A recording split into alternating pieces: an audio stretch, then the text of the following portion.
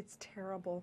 I can hardly even stand to look at this child's face and think about the way that our justice system failed him.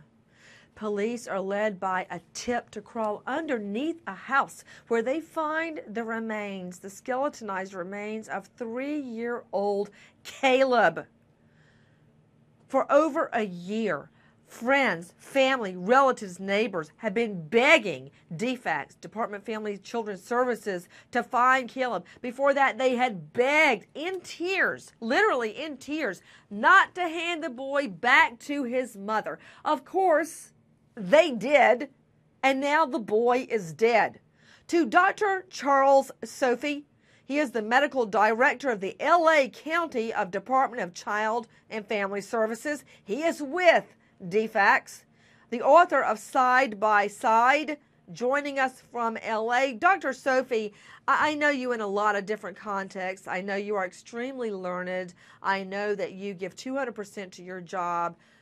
But bottom line, Dr. Sophie, you are with DFACS, and I hold DFACS responsible for this child's death right along with the mother. What, if any, responsibility does social services bear for just handing the child over to a killer? Well, you're 100% right. I think the issue is we have to find out if that was a closed case with them or not, with the agency. If it was an open case, they had responsibility to follow up and find out where that child was, because they have to do a regularly scheduled monthly home visit.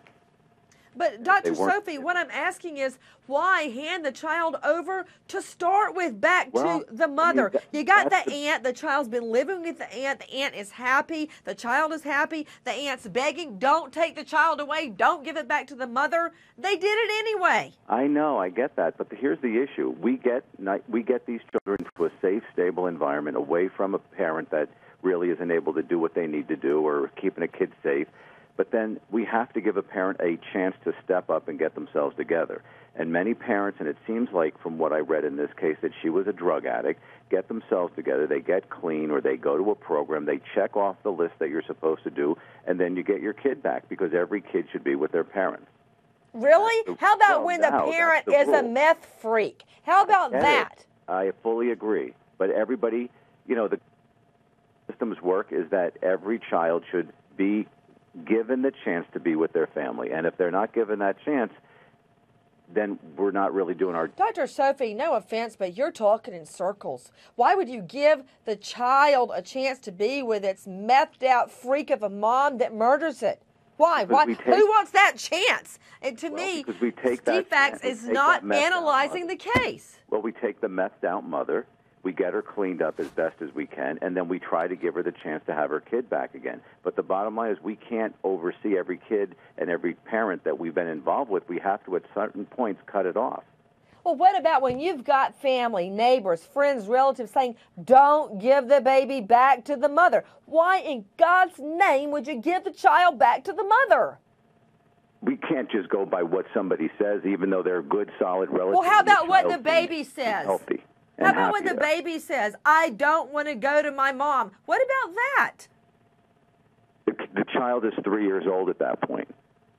Yeah? So you have to be able to take a lot of these variables in context to be able to make a solid decision. And safety and permanence has to be the first of all of those. You know what? I could not agree with you more. The issue really is something as simple as, can this mom get herself together and parent in a safe and effective way?